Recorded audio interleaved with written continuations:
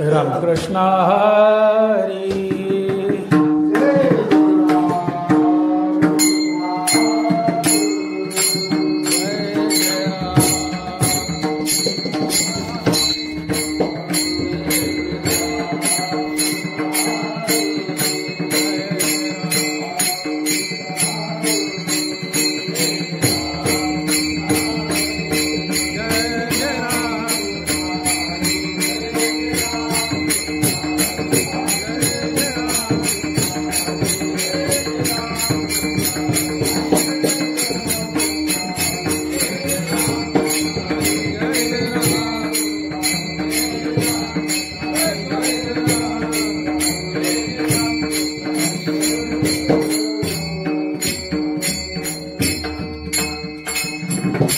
रूप पाहतालोचनी सुख झाले साजनी तुहा विठ्ठल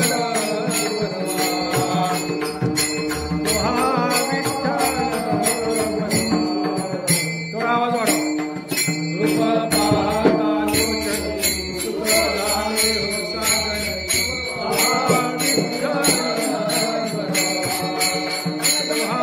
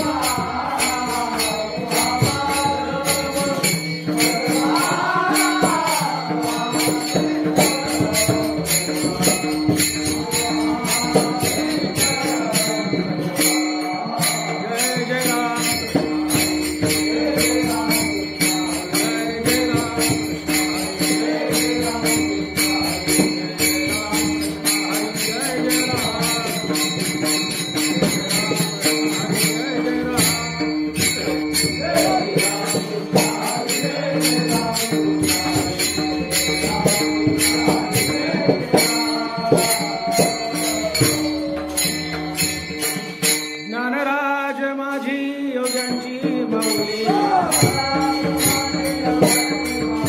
ज्ञानराज माझी योग्यांची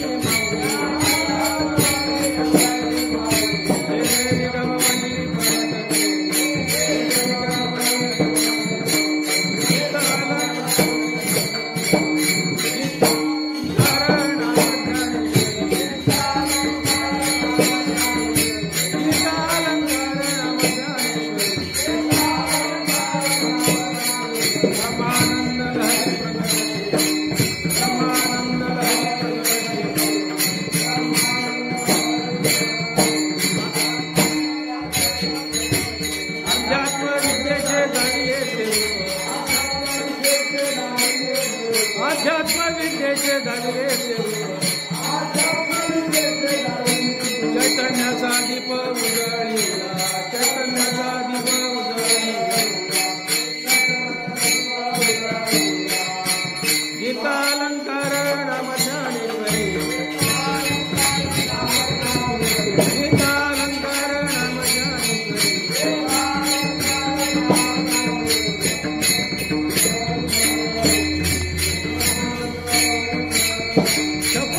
भाषेचा केला से छप्पन भाषेचा केला से भवार नवी नाव भारी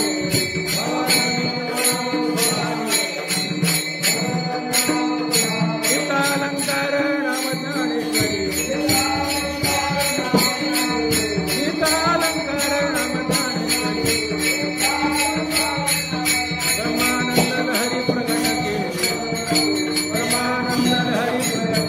श्रवणाचे मिसे बैसावे येऊनी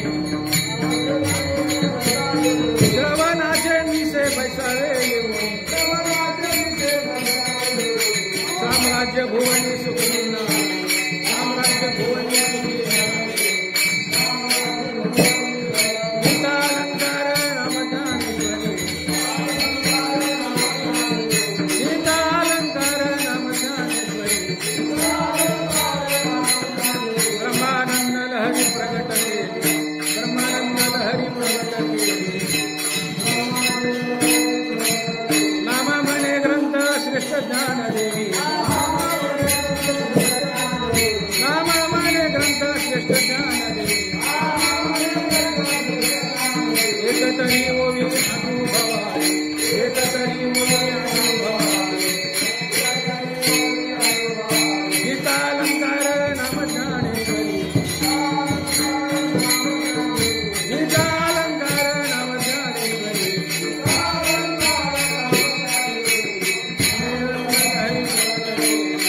निगम निगम लहरी प्रगट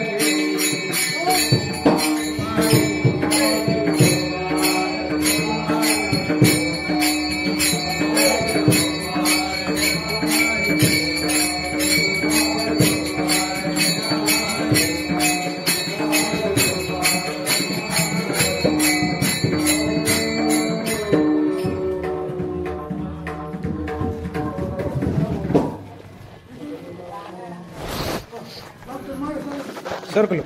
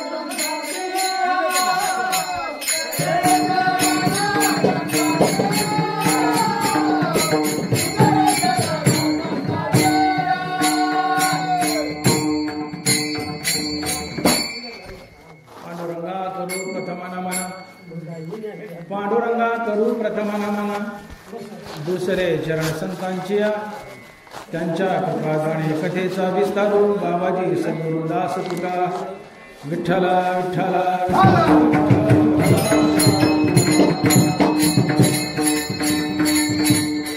जयांचे किलिया स्मरण जयांचे किलिया स्मरण सकळ विद्येचे होय अधिकरण ते चिवनोरे श्री शरण श्री गुरूंचे ते नमस्कार आता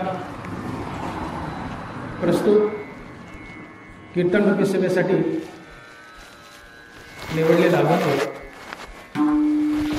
श्री संत नामदेव महाराज यांचा 6 चरणाचा आणि ज्ञानेश्वर महाराज व ज्ञानेश्वरी यांची महती सांगणारा अभंग आहे. विठ्ठला विठ्ठला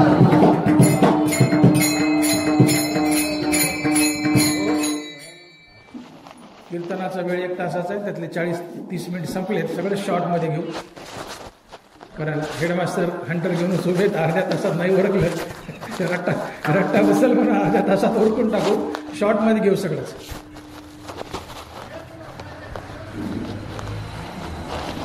आमचे भगवान महाराज लिंबारूकर एक दिवशी माझ्याकडे आले आणि म्हणले मी ध्यानाला बसलो होतो आणि अचानक मला साक्षात्कार झाला, दृष्टांत झाला किंवा माझ्या ध्यानात आलं की लिंबारू ते आळंदी दिंडी काढावी. कसं राहील? मला छान राहील, काढा. म्हणजे कीर्तनाची तारीख द्या, मला दिली. तर आज ही प्रथम दिंडी आहे, लिंबारू ते आळंदी. त्या दिंडीतला हा पहिलाच मुक्काम आणि माझं पहिलंच कीर्तन. महाराजाचा उपक्रम अतिशय स्तुत्य आहे. आपण दरवर्षी त्यांना साथ द्यावी आणि वरच्यावर या कार्यक्रमाची, या दिंडीची शोभा वाढावी हीच आपणा सर्वांच्या चरणी विनंती आणि पांडुरंगाची चरणी विनंती. विठ्ठला विठ्ठला.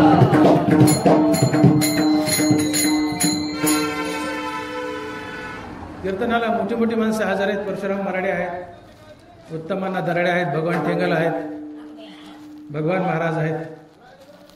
आपण सर्व वारकरी मंडळी आहात. आपल्या चरणी नतमस्तक होतो आणि सेवेला प्रारंभ करतो. विठ्ठला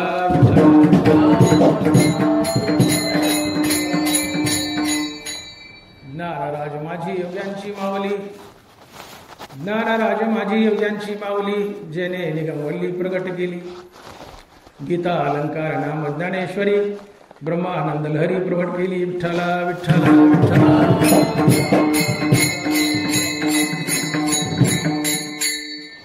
अतिशय मोठा अभंग आहे, 6 चरणाचा आहे. पहिल्या 2च चरणावर धावता आढावा घेऊ. पुढचा अभंग सहज धावत्या चालीत घेऊ आणि संपूर्ण टाकू असेल. अर्धाच घंटा आपल्यापासून 2-2.5 तासाचा वेळ पाहिजे अभंगाला सोडवायला. फार मोठा अभंग आहे. नामदेव महाराज म्हणतात, ज्ञानराज माझी योग्यांची माऊली. म्हणणारे श्री संत नामदेव महाराज, ज्यांची स्तुती करतात ते ज्ञानेश्वर महाराज. दोघं गौरवशाली आहेत. 100 मूर्खांना आपल्याला चांगलं म्हणण्यापेक्षा एका शहाण्यानं आपल्याला चांगलं म्हणावं. डॉक्टर मोठेचं कीर्तन चांगलं झालं हे 100 लोकांना म्हणण्यापेक्षा एका परशुराम मराठ्यानं म्हणावं, डॉक्टर मोठेचं कीर्तन चांगलं झालं, त्यात माझा मोठेपणा. आणि म्हणून मी बोललो की 100 मूर्खांना आपल्याला चांगलं म्हणावं यापेक्षा एका शहाण्याने आपल्याला चांगलं म्हणावं. एका शहाण्या नामदेव महाराजांना म्हणावं की ज्ञानराज माझी योग्यांची माऊली. या ज्ञानोबाराचा मोठेपणा आहे. विठ्ठला विठ्ठला विठ्ठला.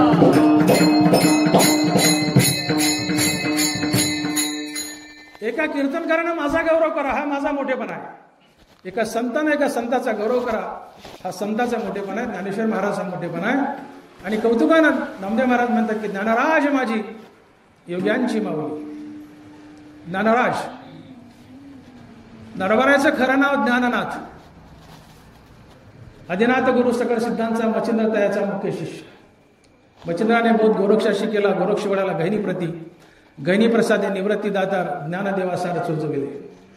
ही नाथ परंपरा सगळ्यांची नावं नाथ आहेत. आदिनाथ, मच्छिंद्रनाथ, गोरखनाथ, गहिनीनाथ, निवृत्तीनाथ आणि ज्ञाननाथ.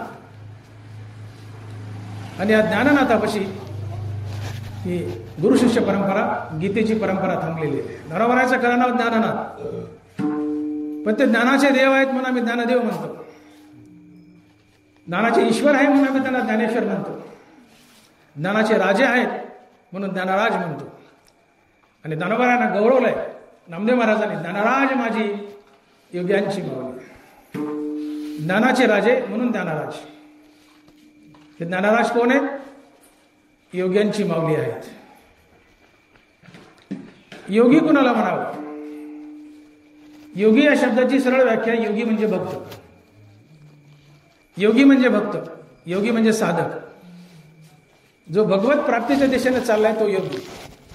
इथे नामदेव महाराजांना जो योगी शब्द वापरलाय तो ज्ञानयोग्यासाठी, सांख्ययोग्यासाठी नाहीये, किंवा अष्टांग योग करतो त्याच्यासाठी नाहीये. हा व्यापक शब्द आहे. ज्ञानोबा अख्ख्या जगाची माऊली आहे. मग अख्ख्या संन्यासाची किंवा ज्ञानयोग्याची माऊली कशी असते? आणि म्हणून कर्मयोगी, ज्ञानयोगी आणि भक्तयोगी या सगळ्यांना मिळून योगी शब्द वापरलाय. योगी शब्द जर एका सांख्ययोगी किंवा ज्ञानयोग्यासाठी वापरला तर ज्ञानोबाराच्या माऊलीपणाला बाद येईल. ज्ञानोबा अख्ख्या जगाची माऊली आहे, अख्ख्या विश्वाची माऊली आहे. म्हणून इथला योगी हा शब्द व्यापक आहे. योगी म्हणजे भक्त, योगी म्हणजे साधक, योगी म्हणजे सिद्ध, योगी म्हणजे भगवत भक्त. ज्याला भगवत प्राप्तीची ओढ आहे तोच योगी. आणि म्हणून ज्ञानोबा बोलतात की म्हणून मराठे परी अशी बाळकाची चेष्टा जैसी, योगे कर्मे करीती तैसी केवळा तनु. योगी कर्मे करीती तैसी केवळा तनु. योगी ही कर्म करतो म्हणजे तो कर्मयोगी आहे.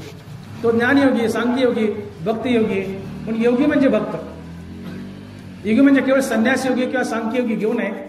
योगी म्हणजे भक्त, योगी म्हणजे साधक, योगी म्हणजे संन्यासी. व्यापक शब्द आहे. अशा योग्याची ज्ञानोबा माऊली आहेत. आता माऊली होण्यासाठी एक बाई असावी लागते. आपले वडील जर घरात आले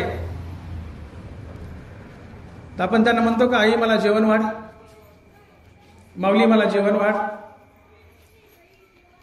माऊली होण्यासाठी एक बाई असावी लागते. बाई असेल तर तिला माऊली म्हणतात. ज्ञानोबा तर पुरुष आहे. मग ज्ञानोबा माऊली कसे काय? पुरुष असताना ज्ञानोबाला बाई कसं काय संबंधलं? माऊली कसं काय म्हटलंय?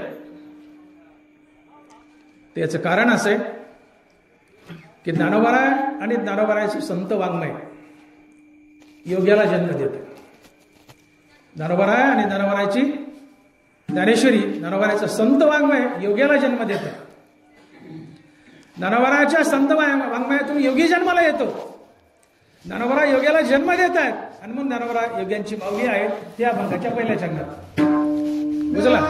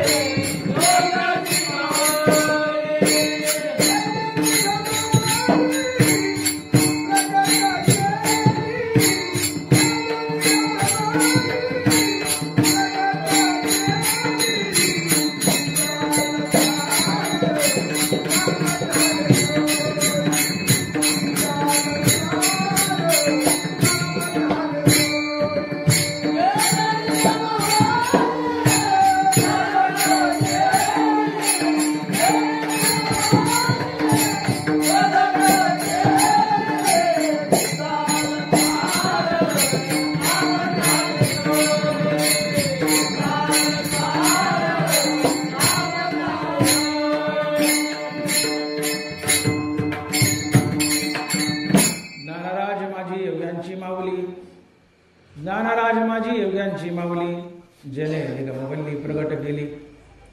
ज्ञानोबा योग्यांची माऊली आहे. मी बोलून गेलो की आई होण्यासाठी, माऊली होण्यासाठी एक बाई असावी लागते. ज्ञानोबा पुरुष आहेत तरी माऊली कसे काय? याचं कारण ज्ञानोबा आणि ज्ञानोबाचं संत वाङ्मय योग्याला जन्म देतं. ज्ञानोबाचं संत वाङ्मय योगी बनण्यासाठी, भक्त बनण्यासाठी आम्हाला प्रेरित करतं. पर्याने ज्ञानोबा एका योग्याला जन्म देतात आणि ज्ञानोबाने योग्याला जन्म दिला म्हणून ज्ञानोबा योग्यांची माऊली आहे. ज्ञानराज माझी योग्यांची माऊली, हे ज्ञानराज माझी योग्यांची माऊली म्हणण्याचं प्रमुख कारण. ज्ञानोबाराला माऊली म्हणण्याचं दुसरं कारण, एखादी बाई आहे, तिला 4 मुलं आहेत,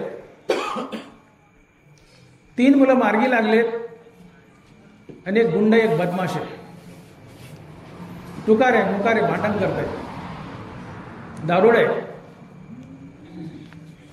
3 मार्गी लागलेल्या मुलाची आई जास्त काळजी वाहत नाही. आई काळजी वाहते त्या मोकार टुकार भांडखोर मुलाची. नवऱ्याला सारखं म्हणते, अहो याचं कसं होईल, याचं कसं होईल, याचं बघावं, याचं बघावं, याच्या लेकरबाळाचं कसं होईल, याचं बघावं. 4 मुलापैकी 3 मार्गी लागलेत, एक टुकारे मोकारे. आई त्या चांगल्या मार्गी लागलेल्या मुलापेक्षा जे मोकारे त्याची जास्त काळजी वाहते. हे आईचं माऊलीचं हृदय असते.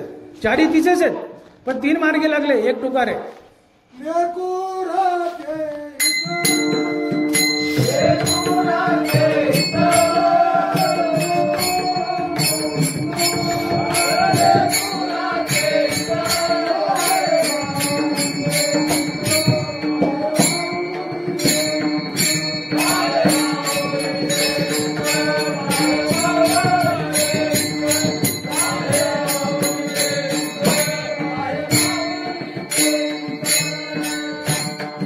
लेकुराचे हित वाहे माऊलीचे चित्त. आईला 4ही मुलाची कळकळ आहे, पण जे मार्गी लागले त्यापेक्षा जे मार्गी लागला नाही, मोकार टुकार आहे, त्याची जास्त कळकळ आहे. ज्ञानोबाराच्या बाबतीत असंच काय घडलंय. पसायदानात आपल्या श्रीगुरूकडे मागणं मागताना ज्ञानोबाराने जे मार्गी लागले, ज्यांना ज्ञानेश्वरी वाचता येते, सांगता येते, त्यांचा फारसा विचार केला नाही. ज्याला वाचता येते ते वाचेल, ज्याला सांगता येते सांगेल, मोक्ष मिळवेल. पण ज्याला वाचता येत नाही त्याचं काय, जे दुष्ट आहेत त्याचं काय, जे वायाला गेलं त्याचं काय. आणि मग श्रीगुरूकडं मागणं मागताना पसायदानात पहिली वविलेली, जे खळांची व्यंकटी सांडो, कया सत्कर्मी रती वाढो, भूता परस्परे पडो मैत्र जीवांची. आई मार्गी लागलेल्या 3 मुलाची जास्त काळजी करत नाही, जे मोकार आहे त्याची काळजी करते. याचं कसं होईल. जे ज्ञानेश्वरी वाचतायत, सांगतायत, ज्ञानोबा त्याची फारशी काळजी करत नाहीत, करतायत फारशी कळत नाहीत. पण जे वाया गेले, जे खळ, जे दुष्ट आहे त्याची ज्ञानोबा जास्त काळजी करतायत. आणि आपल्या श्रीगुरूकडे मागणं मागतायत की जे खळांची व्यंकटी सांडो, तया सत्कर्मी रती वाढो, भूता परस्परे पडो मैत्र जीवांची. आणि ज्ञानोबारायने इथं खळाची जास्त काळजी वाहिली आणि म्हणून ज्ञानोबाराय माऊली आहेत. लेकराचे हित वाहे माऊलीचे चित्त, म्हणून ज्ञानोबारायला माऊली म्हणतात. चांगल्याचा उद्धार तर होईलच हो. ज्ञानेश्वरी वाचतायत ते वाचतील, सांगणारे सांगतील, उद्धार करून जातील. पण ज्यांना वाचता येत नाही त्यांनी काय करावं. ज्ञानोबाराय म्हणले, तू या नुसता बस. श्रवणे पाठे अर्थे गीता निधी मोक्ष आरोते, जैसा समर्थ दाता कवनाते नास्ती न म्हणे. ज्ञानेश्वरीपाशी पंक्तीभेद नाहीये, पंक्तीभेद करूही नाही. नामदेव महाराज म्हणतात, पंक्तीभेदकाची मरतील पोरे किंवा तिचा पती मरे बाळपणी. नामदेव महाराज म्हणतात पंक्तीभेद नसावा. जी बाई पंक्तीभेद करते, नामदेव महाराज म्हणतात तिचे लेकरं मरतात किंवा तिचा नवरा लहानपणी मरतो. पंक्तीभेदकाची मरतील पोरे किंवा तिचा पती मरे बाळपणी. दैनंदिन जीवनात 10 माणसं जेवायला आहेत, पंक्तीभेद करू नये, सगळ्याला सारखं वाढावं. समर्थाच्या पंक्ती भोजने तळील्या वरिल्या एकची पकवायला. पंक्तीभेद नसावा दैनंदिन जीवनात. ज्ञानेश्वरीपाशी पंक्तीभेद नाहीये.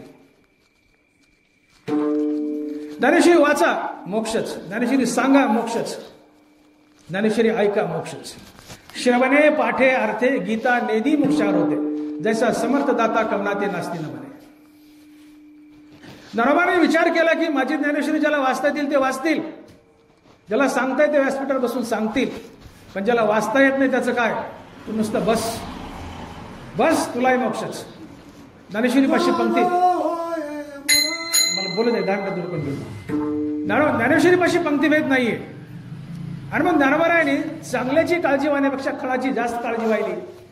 आणि म्हणून ज्ञानोबाराय जगाची माऊली आहे. ज्ञानराज माझी योग्याची.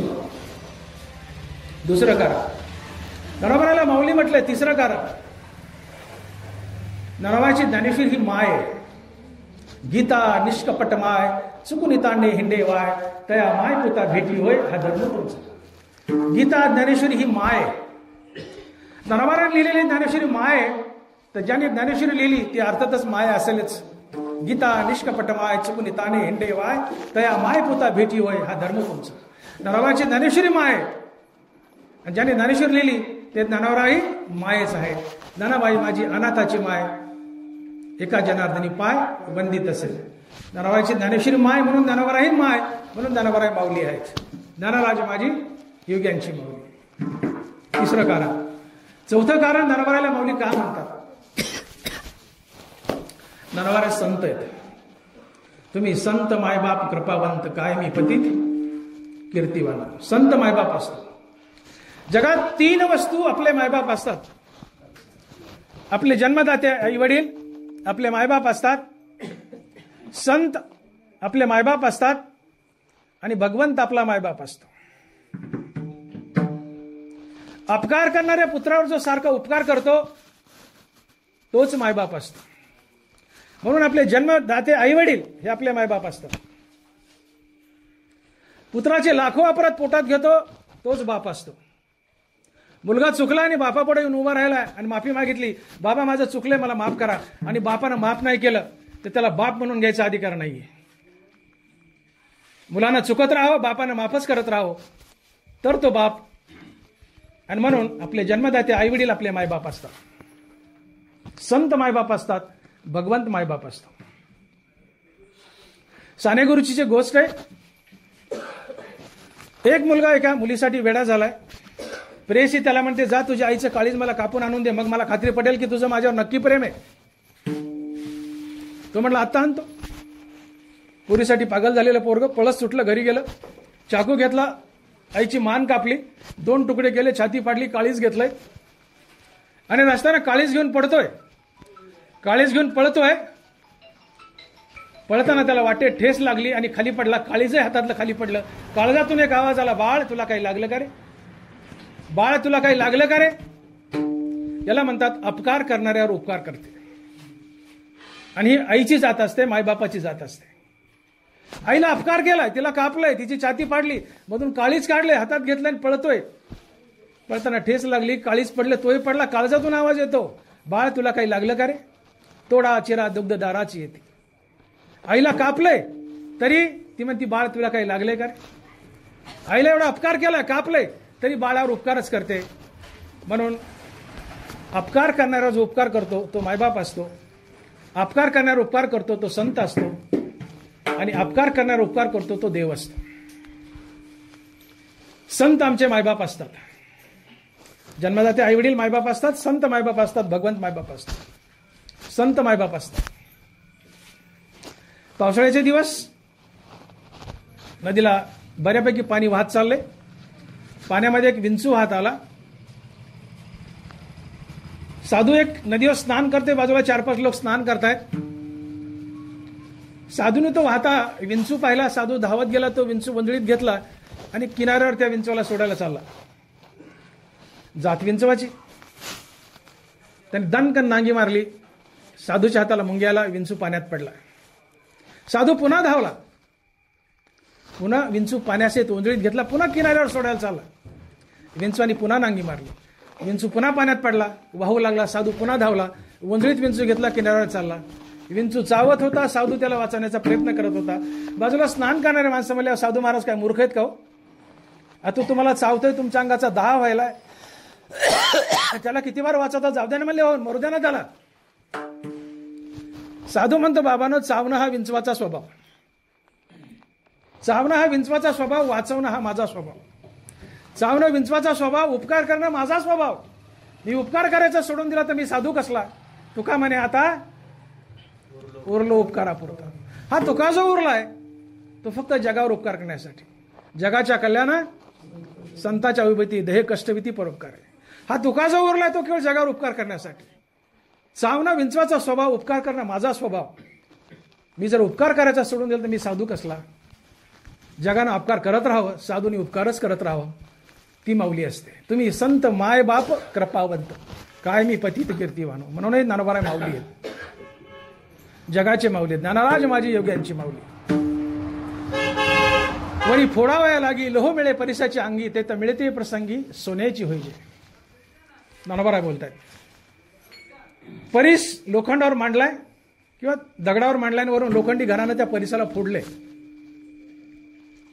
लोखंडी घरानं परिसाचा चुरा केलाय, परिसानं स्वतःला फोडून घेतलंय.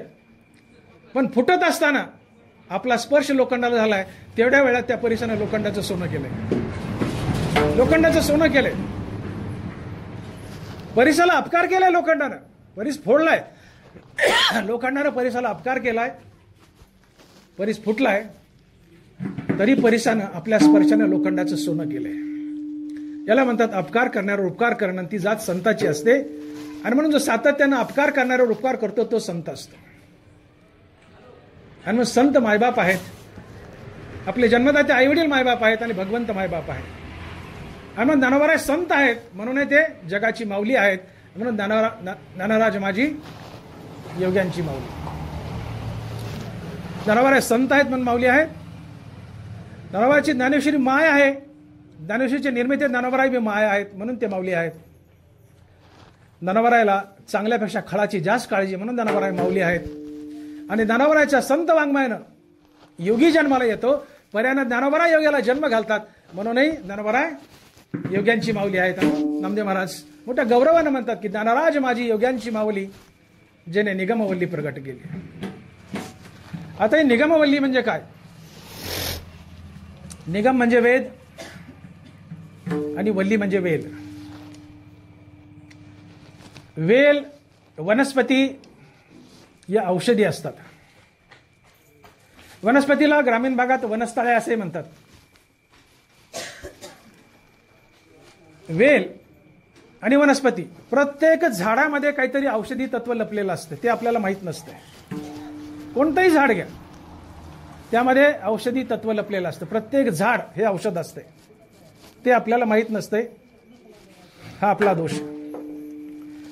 आणि म्हणून निगम म्हणजे वेद आणि वेली म्हणजे औषध, वनस्पती म्हणजे औषध. ज्ञानोबरायांनी वेद नावाची जी वेली आहे किंवा ज्ञानेश्वरी नावाची जी वेली आहे तिच्यापासून एक औषध तयार केलं. किंबहुना ज्ञानेश्वरी हीच निगमवल्ली आहे आणि ज्ञानेश्वरी हेच एक औषध आहे आणि ते औषध आहे ज्ञान. ज्ञानोबरायाच्या निगमवल्लीतून ज्ञानेश्वरी वल्लीतून एक औषध निर्माण झालं, त्याचं नाव आहे ज्ञान. आणि हे ज्ञान भवरोग घालतं. आणि म्हणून जेने निगमवल्ली प्रगट केली. आत्म्याला जीवबुद्धी झाली आहे. ज्ञानोबराय बोलतात की आत्म्या जीवबुद्धी लागली अशी क्षयव्याधी, ते जयाचे सन्निधी निरुजा करी. आत्म्याला क्षयरोग झालाय, आत्म्याला टीबी झाली. क्षय म्हणजे टीबी. ज्ञानोबराय बोलतात आत्मया जीवबुद्धी लागली असे क्षयव्याधी, ते जयाचे सन्निधी निरुजा करी. आत्म्याला रोग झालाय, काय? जीव म्हणून घेण्याचा. किंबहुना आत्मा चोकटू परी प्रकृतीशी होऊन एकवटू, वांदे प्रकृती धर्माचा पाटू आपण पया. आत्मा चोख आहे, शुद्ध आहे, पण प्रकृतीमध्ये मिसळून त्याचे गुण आपल्यावर ओढून घेतो. आणि म्हणून आत्म्याला रोग झालाय, क्षयरोग झालाय, टीबी झाली. कशाची? जीव म्हणून घेण्याची. आत्मा शुद्ध आहे, आत्मा आहे, पण तरी स्वतःला जीव म्हणून घेतो. हा रोग झालाय. आणि हा आत्मा जो स्वतःला जीव म्हणून घेतो, हा रोग भवरोग आहे. आणि भवरोग घालण्याची ताकद या ज्ञानेश्वरीच्या ज्ञानात आहे. म्हणून ही जी निगमवल्ली आहे किंवा ज्ञानेश्वरी वल्ली आहे ती ज्ञानोबरायांनी प्रकट केली. आणि म्हणून ज्ञानोबराय म्हणतात की जेने निगमवल्ली प्रकट केली. ज्ञानोबरायानं अख्खी गीता 2 वाक्यात गुंडाळी. अख्खी गीता 2 वाक्यात. ज्ञानोबराय बोलतात की अविद्या नाशू हे स्थळ, मोक्ष पादान हे फळ, या दोन्ही केवळ साधन ज्ञान. एतुलेची नानापरी निरूपिले ग्रंथ विस्तारी, तिची आता 2 अक्षरी अनुवादावे. अख्खी गीता 2 वाक्यात गुंडाळी ज्ञानोबरायांनी. 2च वाक्यात. ऐका ज्ञानोबराच्या वया. अविद्या नाशू हे स्थळ, मोक्ष पादान हे फळ, या दोही केवळ साधन ज्ञान. एतुलेची नानापरी निरूपिले ग्रंथ विस्तारी, ते आता 2चे अक्षरी अनुवादावे. काय म्हणले गीता? काय म्हणले गीता? ज्ञानोबराय म्हणतात काय गीता?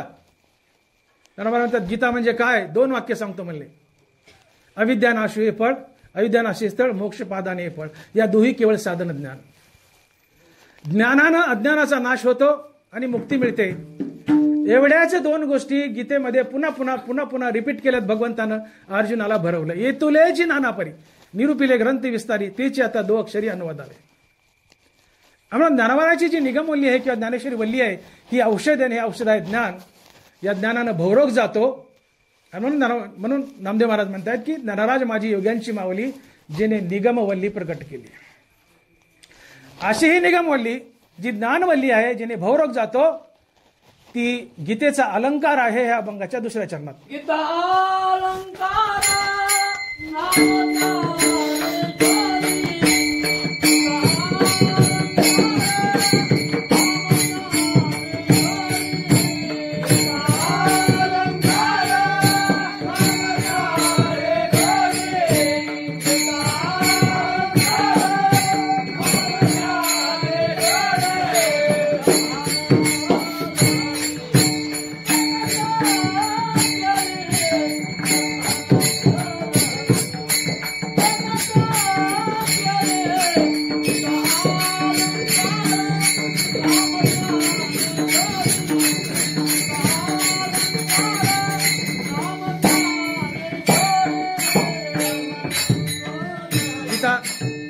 आपल्याला गीता अलंकार नामज्ञानेश्वरी ब्रह्मानंद लहरी प्रकट केली. ज्ञानेश्वरी हा ज्ञानोबराने गीतेवर चढवलेला अलंकार आहे. ज्ञानोबराय सोमुखाने बोलतात ज्ञानेश्वरीत, येत अलंकारिले कवन कवने हे निर्वचन. येत अलंकारिले कवन कवने हे निर्वचन. ज्ञानोबराय म्हणतात की माझ्या ज्ञानेश्वरीमुळे गीता शोभून दिसते का गीतेमुळे माझी ज्ञानेश्वरी शोभून दिसते हे मला सांगता येत नाही. येत अलंकारिले कवन कवने हे निर्वचन. सांगता येईना म्हणले माझ्या ज्ञानेश्वरीमुळे गीता उठून दिसते का ज्ञानेश्वरीमुळे गीता उठून दिसते हे मला सांगता येईना. पण नामदेव महाराज पुढे आले, म्हणले माऊली तुमचा थांबा, तुमचा राहू द्या. ज्ञानोबराय तुम्हाला कळत नाही ना काय की गीतेमुळे ज्ञानेश्वरी उठून दिसते का ज्ञानेश्वरीमुळे गीता उठून दिसते हे तुम्हाला सांगता येत नाही ना. मी सांगतो म्हणले ज्ञानोबराय तुमच्या ज्ञानेश्वरीमुळे गीता उठून दिसते आणि म्हणून गीता अलंकार नामज्ञानेश्वरी ब्रह्मानंद लहरी प्रकट केली. ज्ञानोबरायची ज्ञानेश्वरी गीतेवर चढवलेला अलंकार आहे. 700 श्लोक गीतेचे, 9033 ओळ्या, गीतेचा 13 पट विस्तार स्वतः भगवान श्रीकृष्णाने ज्ञानोबराच्या रूपात येऊन केला. आणि ही ज्ञानेश्वरी म्हणजे गीतेवर चढवलेला साज, एक दागिना आहे, अलंकार आहे. गीता अलंकार नामज्ञानेश्वरी. आपण घाईत चाललोय. हा अभंग फार मला रंगवायचा होता 2 तासात, पण ते 1 तासात अर्ध्या तास 1 तास टाइम दिला. मी गडबडीत चाललोय, थोडं उरकायचंय. एखादी सुंदर बाई आहे, अतिशय सुंदर बाई आहे, तिला दागिने घातले, गोरी गोमटी बाई आहे, भारी भारी कपडे घातले, सुंदर देखणी बाई आहे आणि भरपूर दागिने घातले. दागिन्यामुळे बाई शोभून दिसते का बाईमुळे दागिने शोभून दिसतात हे सांगता येत नाही. दागिन्यामुळे बाई चांगली दिसते का बाईमुळे दागिने चांगले दिसतात सांगता येत नाही. ज्ञानोबराय म्हणतात माझ्या ज्ञानेश्वरीमुळे गीता चांगली दिसते का गीतेमुळे ज्ञानेश्वरी चांगली दिसते हेही सांगता येत नाही. पण नामदेव महाराज म्हणतात माऊली तुमचं बाजूला राहू द्या, मी सांगतो तुमच्या ज्ञानेश्वरीमुळे गीता चांगली दिसते. म्हणून गीता अलंकार नामज्ञानेश्वरी ब्रह्मानंद लहरी प्रगट केली. हा ज्ञानेश्वरीचा जो साथ चढवला गीतेवर, तर ज्ञानेश्वरी निश्चितच गीतेपेक्षा मोठी आहे हे तुम्हाला मला मान्यच करावं लागेल. आणि यात अपमानाची काहीच बात नाही. ज्या भगवान श्रीकृष्णाने गीता सांगितली तेच भगवान श्रीकृष्ण ज्ञानोबराच्या रूपात आले आणि गीतेचा 13 पट विस्तार केलाय. महाविष्णूचा अवतार सखा माझा ज्ञानेश्वर, तेच भगवान श्रीकृष्ण ज्ञानोबराच्या रूपात आले आणि ज्ञानेश्वरीचा विस्तार केलाय. आणि म्हणून ज्ञानेश्वरी ही निश्चितच गीतेपेक्षा मोठी आहे आणि ज्ञानेश्वरीने गीतेला सजवलंय हे मान्यच करावं लागेल. हे नामदेवराय हेच म्हणतायत माऊली तुमचं राहू द्या, मी सांगतो तुमच्या ज्ञानेश्वरीने गीता सजवली म्हणून गीता अलंकार नामज्ञानेश्वरी. का बरं ज्ञानेश्वरीने गीतेला का सजवलंय?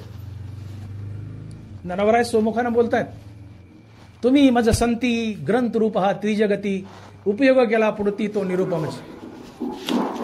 काय म्हणतात ज्ञानोबराय? तुम्ही मज संती ग्रंथ रूप हा त्रिजगती उपयोगा केला पुढती तो निरुपमज.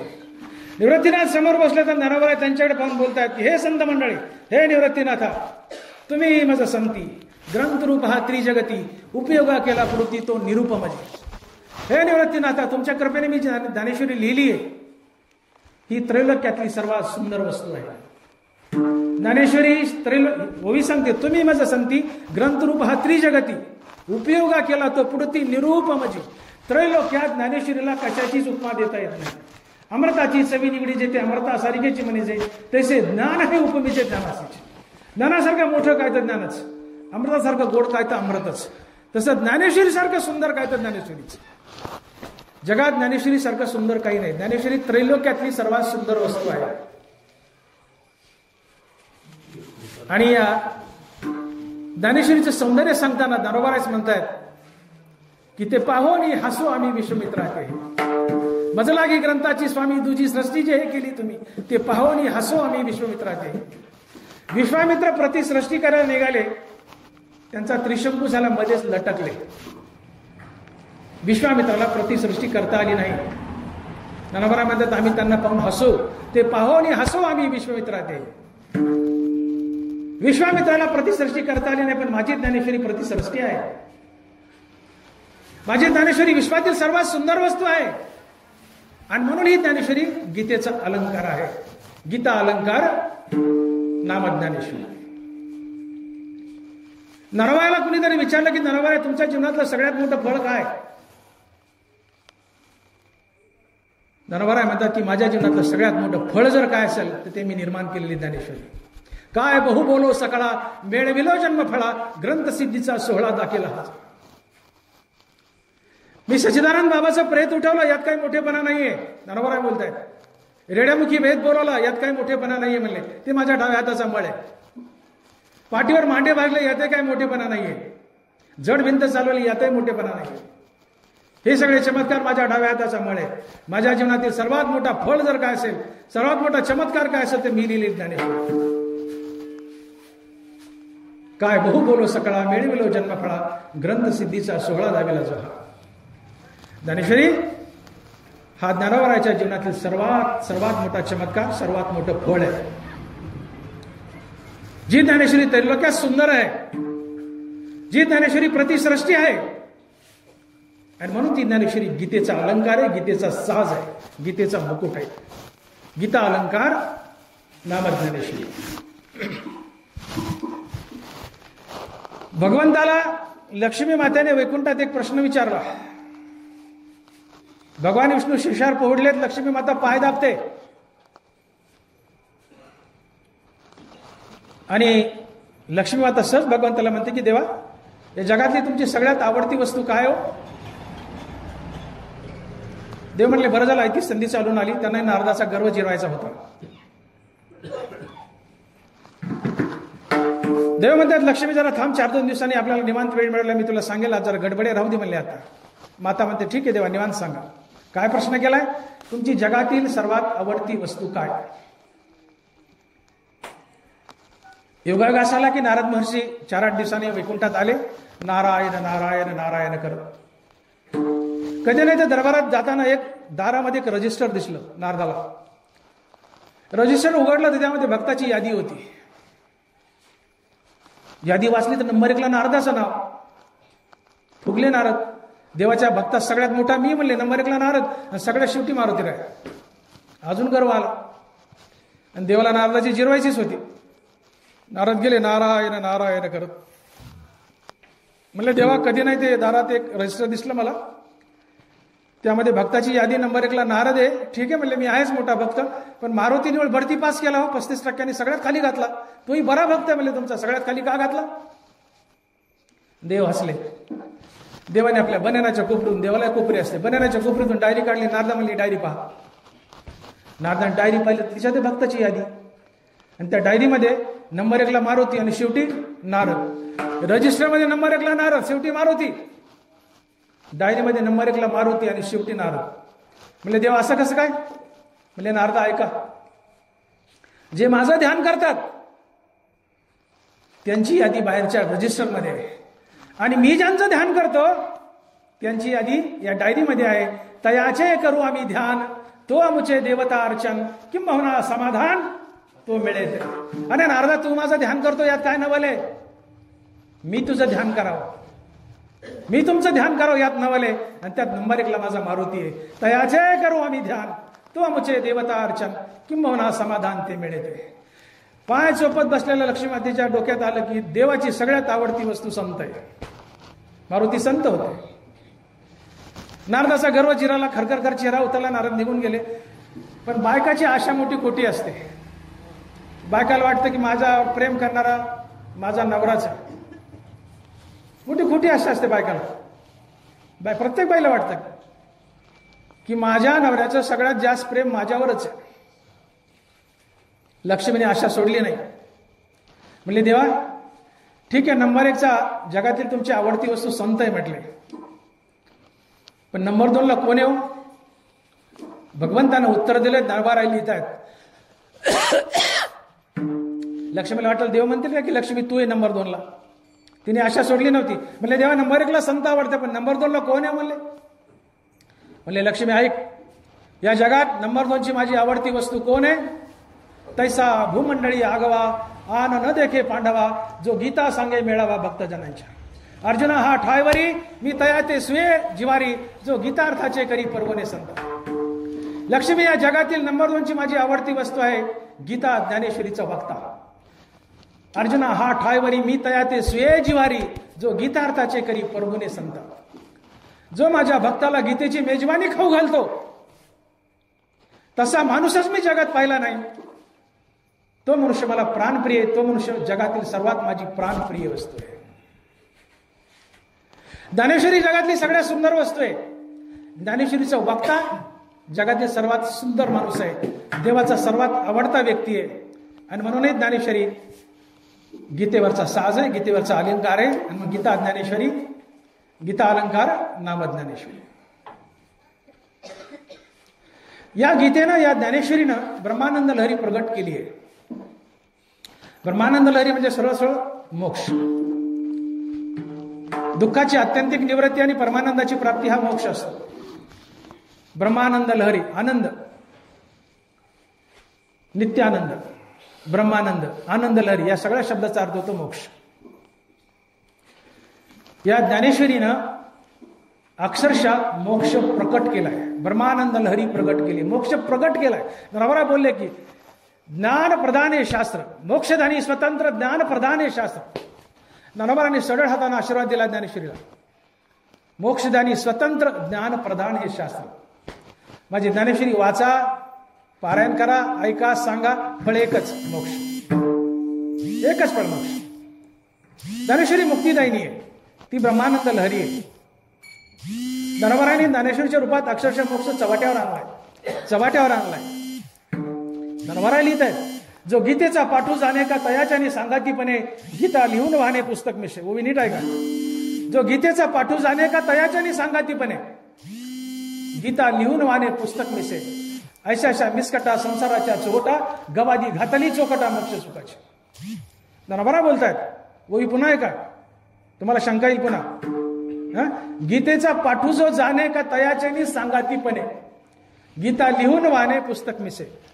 जो गीतेवर ज्ञानेश्वरीवर वक्तव्य करतो, प्रवचन करतो, त्याला तर मोक्ष मिळतोच. पण या प्रवचनकाराच्या सोबत नुसतं फिरलं तर त्यालाही मोक्ष. गीतेचा पाठू जो जाणे का तयाच्याने सांगाती पाहिजे, गीता लिहून वाहणे पुस्तक मिशे. जो गीता ज्ञानेश्वरीवर बोलतो त्याच्यासोबत फिरलं, नुसतं फिरलं तरी मोक्ष. गीता कागदावर लिहिली, गीता कागदावर लिहिली, खिशात बाळगली तरी मोक्ष. नरवराने अक्षरच्या चव्हाट्यावर मोक्ष आणला. ऐशा अशा मिसकटा संसाराच्या चोहटा, गवादी घातली चोखटा मोक्ष सुखाची. मोक्ष चव्हाट्यावर आणून मांडला. याला लुटा म्हणले. एक बाई आंबे विकत बसली ग्रामीण भागात. आंब्याची डाल आहे, गावातलीच म्हातारी चौकात बसली. भूक लागली म्हणून जावं वाटलं, भाकरी घेऊन यावं घरून. टोपलं मोकळं सोडलं, घरी गेली. घरी येऊस तर पाणी आणि भाकरी आणूस तर पोराने आंब्याची डाल लुटली. म्हातारी आली तर त्यात एकही आंबा नाही, डाल लुटली. मोकार सुटलेली आंब्याची पाटी पोरानं जशी लुटली, नरवरा म्हणतात तसा मोक्ष लुटा. लुटा मी चव्हाट्यावर मांडलाय. ऐशाशा मिसकटा संसाराच्या चोटा, गवादी घातली चोकटा मोक्ष सुखाची. लुटा म्हणले या मोक्षाला. किती सोपा करू म्हणले. अजून जो ज्ञानेश्वरी सांगतो त्याच्यासोबत फिरा तरी मोक्ष. जो ज्ञानेश्वरी गीता कागदावर लिहून खिशात वागवतो तरी मोक्ष. जो ज्ञानेश्वरी सांगतो तरी मोक्ष, जो वाचतो तरी मोक्ष, पारायण करतो तरी मोक्ष, जो ऐकतो तरी मोक्ष. श्रवणे पाठे अर्थे गीता निधी मोक्ष आरोते, जैसा समर्थ दाता कवनाते नास्ती न मने. नरवराची ज्ञानेश्वरी कुठल्याही अंगाने हाताळा, सांगा, वाचा, ऐका, फळ एकच मोक्ष. आणि म्हणून हा गीतेवरचा साज आहे, गीतेवरचा अलंकार आहे. गीता अलंकार नामज्ञानेश्वरी. अशी ज्ञानेश्वरी की जी ज्ञानोबाराने चव्हाट्यावर आणली आणि ज्ञान उघडं केलं जगासाठी. ही अध्यात्म विद्या आहे. हे अभंगाच्या 3ऱ्या चरणात अध्यात्म विद्येचे 10वे स्वरूप.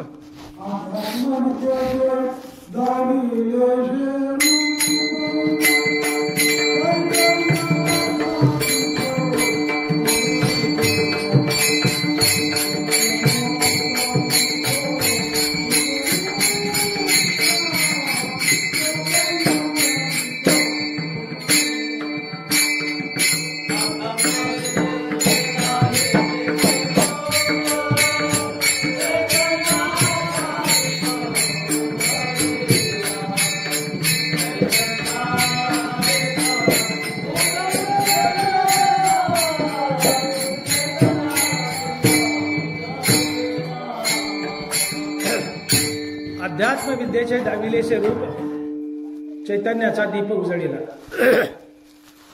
अध्यात्म विद्या. तुम्ही आम्ही अध्यात्मात वावरतो. नाही त्याच्यानंतर श्रवणाचे हा घेऊ ते संपलेच. आता मी वजर तर घेणार. आता संपले. तुमचा मान ठेवणार आहे. अर्ध्या तासात सगळं खलास खलास. एक 10 मिनिटात उरकत घेतोय. आध्यात्मिक विद्येचे 10वे स्वरूप. तुमच्यापैकी कुणाला अध्यात्माची व्याख्या सांगता येईल का? अध्यात्म कशाला म्हणतात? तुम्ही आम्ही अध्यात्मात वावरतो. आम्ही अध्यात्म करतो. आम्ही अध्यात्म करतो. अध्यात्म करतो. अध्यात्म वावरतो. अध्यात्मात वावरतो. काय असतं अध्यात्म? रामदास महाराज मराठे सर. अध्यात्म म्हणजे काय? अध्यात्म विद्येचे 10वे स्वरूप. ज्ञानोबा ज्ञानेश्वरीमध्ये सुंदर व्याख्या करतात अध्यात्माची. आकाराचे निझालेपणे जन्मधर्माते नेणे, आकार लोपी निमणे नाही जया. ऐसे आपल्याची सहज स्थिती ब्रह्माची जे नित्यता असती तया नाव सुभद्रापती अध्यात्म गाव. ज्ञानोबांनी अध्यात्माची व्याख्या केली. जग जन्माला आलं, ब्रह्म जन्माला येत नाही. जग बुडालं, मेलं, ब्रह्म बुडत नाही. ते नित्य आहे. ब्रह्माची ही देवाची ही नित्यता म्हणजे अध्यात्म. ब्रह्माची नित्यता म्हणजे देवाची नित्यता आणि अध्यात्म म्हणजे ब्रह्माची नित्यता, अध्यात्म म्हणजे देवाची नित्यता. एका अर्थानं अध्यात्म म्हणजे देवच, अध्यात्म म्हणजे देवाची नित्यता. ज्याला जन्म नाही, ज्याला मरण नाही, जे नित्य ते अध्यात्म आहे असा देव असतो. म्हणून अध्यात्म म्हणजे देवच. अध्यात्म विद्येचे 10वे स्वरूप. ज्या विद्येने देवाची प्राप्ती होती ते अध्यात्म विद्या. अध्यात्म विद्येचे 10वे स्वरूप चैतन्याचा दीप उजळीला. अविवेकाची काजळी फेडून विवेक दीप उजळी, योग्या पाहे दिवाळी निरंतर. तुम्हाला तुमच्या आमच्या विवेकाला काजळी आली. ती ज्ञानोबाची ज्ञानेश्वरी वाचल्यानंतर काजळी निघून जाते, विवेक जागा होतो, आम्हाला ज्ञान होतं आणि ज्ञानामुळे आम्हाला मोक्ष मिळतो. चैतन्याचा दीप उजळला जातो. म्हणून अध्यात्म विद्येचे 10वे स्वरूप चैतन्याचा दीप उजळीला. पुढे अभंगाच्या 4थ्या चरणात महाराज बोलतायत की ज्ञानोबांनी या ज्ञानेश्वरीमध्ये 56 भाषा आणल्यात. हे अभंगाच्या 4थ्या चरणात. घ्या 2-2 मिनिटात.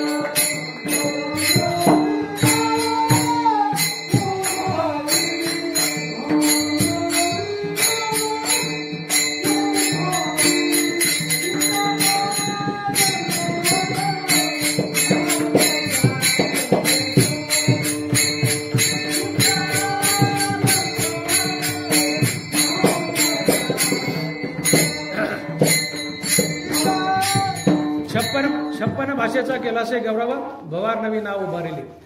ज्ञानोबा ज्ञानेश्वरी लिहायला बसले निवासाला पैशाच्या खांबाला टेकून. जगात जेवढ्या भाषा आहेत, शब्द 56 घातला. आपण 56 भाषा धरू. 56 भाषा दरबाराच्या समोर येऊन उभं राहिल्या. माऊलीला वंदन केलं. म्हणले, माऊली आम्हाला तुमच्या ज्ञानेश्वरीत प्रवेश द्या. दरबारा म्हणले, तथास्तु. दरबाराने ज्ञानेश्वरीमध्ये 56 भाषा घातल्या. आम्हाला एक भाषा नीट बोलता येत नाही. हिंदी आणि इंग्रजी तर येतच नाही. आमच्या पुढाऱ्याची हिंदी इंग्रजी ऐकावी. एक भाषा नीट बोलता येत नाही. दरबाराने 56 भाषा घातल्यात. आणि 56 भाषा ज्या ज्ञानेश्वरीत घातल्यात ती ज्ञानेश्वरी एक नाव आहे. भवार नवी नाव उभारले. जसं हरिनाम एक नाव आहे तसं ज्ञानेश्वरी एक नाव आहे. हरिनामाच्या नावेत बसा पैलतीराला जाल, ज्ञानेश्वरीच्या नावेत बसा पैलतीराला जाल. नावा या उधारी नामाच्या सहस्रवरी सजोनी संसारी तारू झालो. सडे जे देखील ते ध्यान कासे लाविले, परिग्रही घातले तयावरी. दरबाराची ज्ञानेश्वरी एक नाव आहे. हिच्यात बसा म्हणजे हिला वाचा, ऐका, सांगा. ही तुम्हाला पैलतीराला येते, मोक्षात देते. हिच्यापाशी भेदभाव नाही. ऐका मोक्ष, सांगा मोक्ष, वाचा मोक्ष, पारायण करा मोक्ष. हिला खिशात वागा मोक्ष, सांगणाऱ्यासोबत फिरा मोक्ष. ही एक नाव आहे. हिच्यात बसा, तुम्ही पैलतीराला जाल. कुठल्या तरी रूपानं ज्ञानेश्वरीला शरण या, ती तुमचा उद्धारच करणार. ती नाव आहे, तुम्हाला पैलतीराला नेते. आणि म्हणून 5व्या चरणात घ्या. 5व्या चरणात 5व्या चरणात नामदेव महाराज म्हणतात,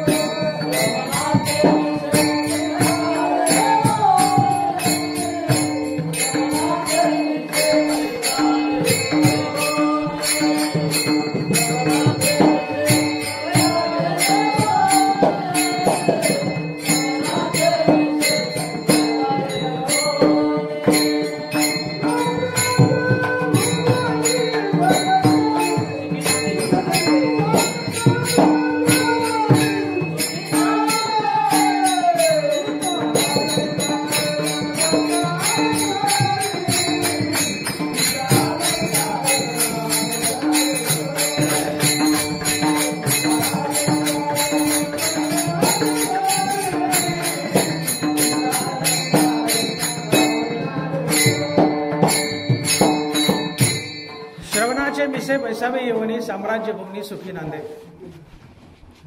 तैसा मनाचा मारू न करता आणि इंद्रिया दुःख न देता येत मोक्ष शाहिता श्रवणाचे माझे. मी बोलून गेलो की ज्ञानोबरायाने ज्याला वाचता येतं, ज्याला सांगता येतं, त्यापेक्षा ज्याला वाचता येत नाही त्याची जास्त काळजी व्हायली. वाचणारे वाचतील, सांगणारे सांगतील, उद्धार करून घेतील, पण ज्याला वाचता येत नाही त्यांनी काय. ज्ञानोबराय म्हणले, तू फक्त या आणि बस. श्रवणाचे मिसे बैसावे येवनी साम्राज्य भवनी सुखी नांदे. मने काया वाचा जो सेवको होईल याचा, तो स्वानंद साम्राज्याचा चक्रवर्ती करेल. हो, मने काया वाचा जो सेवको होईल याचा, तो स्वानंद साम्राज्याचा चक्रवर्ती करेल. तुम्ही नुसतं ऐका, मन लावून ऐका, तुम्हाला मोक्ष. सांगणारा मोक्ष, वाचणारा मोक्ष, ऐकणाराला मोक्ष. मग मंत्र्याची वैरी मारे तरी वाया का बांधावी कटारे, रोगदाय दूध साखरे तरी निंब का पियावा. समोर दुश्मने मंत्र म्हणलं की मरतोय, त्याला तलवारीने मारायची काय गरज आहे. जी ज्ञानेश्वरी नुसती ऐकल्याने मोक्ष आहे. तिथं अष्टांग योग 12 भानगडी करायची काय गरज आहे, किंवा तिला वाचायची सांगायची तरी काय गरज आहे. नुसतं ऐका ना. सांगणारा कष्ट करू द्या, पाठ करायला पाठ करू द्या, आमच्यासारख्या वक्त्याला काय परिश्रम करायचे करू द्या. आम्हाला वेगळं फळ आणि तुम्हाला वेगळं फळ नाही. मी आज गीता सांगतोय, ज्ञानेश्वरी सांगतोय, कीर्तन करतोय म्हणून मला मोक्ष आहे, आणि तुम्ही ऐकतायत म्हणून तुम्हाला हलकं फळ आहे असं नाहीये. मी सांगतोय ज्ञानेश्वरी मलाही मोक्ष, तुम्ही ऐकताय ज्ञानेश्वरी तुम्हालाही मोक्ष. आणि म्हणून ज्ञानेश्वरीपाशी पंक्तीभेद नाही. मी बोलून गेलो. सांगणारा सांगेल, वाचणारा वाचेल, उद्धार करून घेईल. ज्याला दोन्ही येत नाही त्यांनी काय करायचं, तू नुसतं या आणि बस ऐक म्हणले. श्रवणाचे मिसे बैसावी येवनी साम्राज्य भवनी सुखी नांदे. अशी ही ज्ञानेश्वरी सर्व जगतात ग्रंथात श्रेष्ठ आहे. हे अभंगाच्या शेवटच्या चरणात.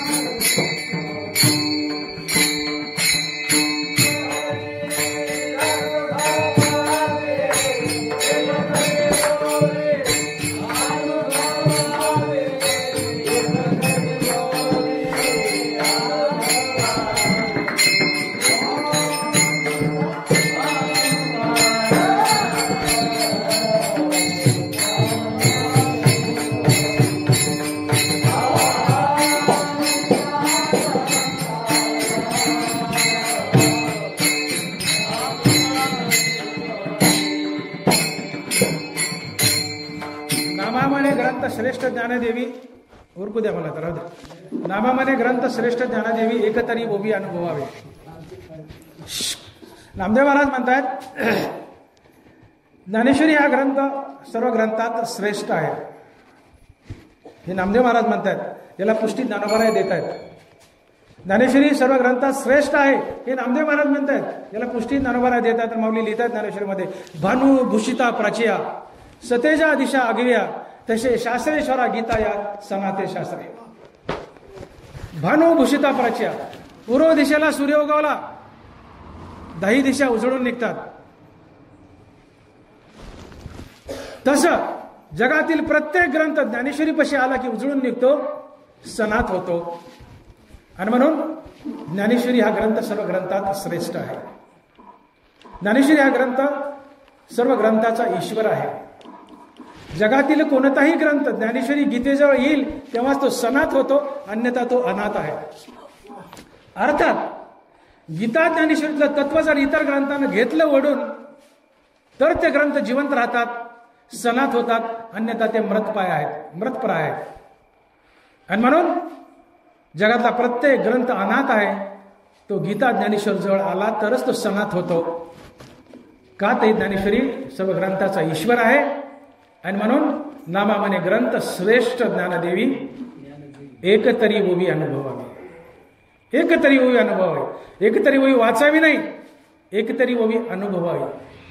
आणि ग्रंथोपजीवे विशेषी लोकी द्रष्टा अद्रष्ट विजय. आणि ग्रंथोपजीवे, ग्रंथ विकून उपजीविका करणे नव्हे. ग्रंथ विकायचे पोट भरायचं याला म्हणत नाहीत आणि ग्रंथोपजीवे. ग्रंथाच्या तत्वासारखं जगणं म्हणजे आणि ग्रंथोपजीवी. फायदा काय? द्रष्टा अद्रष्ट विजय व्हावेचे. तुम्ही ज्ञानेश्वरी जगलात, द्रष्ट आणि अद्रष्ट दोन्ही विजय तुमच्या समोर हात जोडून उभे असतात.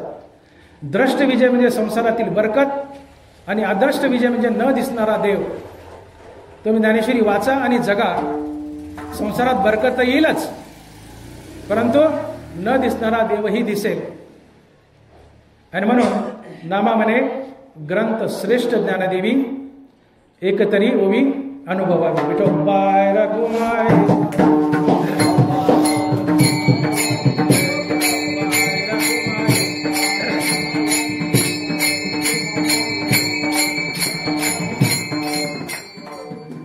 एक छोटीशी विनंती आहे.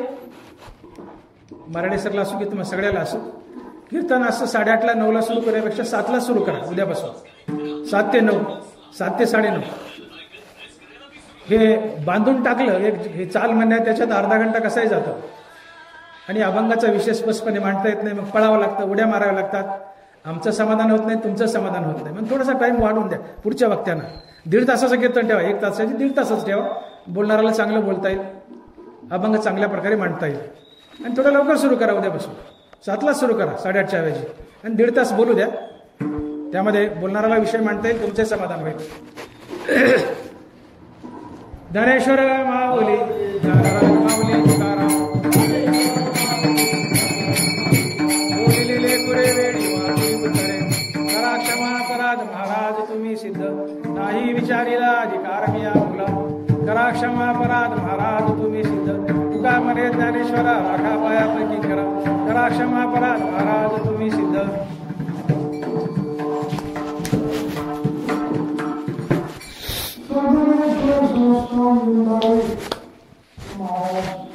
महाराज यांना एक प्रेरणा झाली, यांना एक स्फुरण झाला की आपण दिंडी काढावी. आणि आमचे निर्मळ हे 10 पुस्तक भेटला आले, म्हणाले आम्हाला दिंडी काढायची, आपला रथ आहे तो रथ आम्हाला दिंडी द्या. मला इतका आनंद झाला. खरं महाराज याला आपण ज्ञान बनायला गोवाने पाहिलं नव्हता. आणि तुम्हाला फार चांगली केला.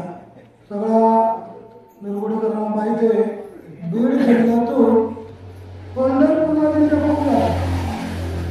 पैठणलाही जाता, पण आळंदीला बंकट स्वामी महाराजांची दिंडी जाते.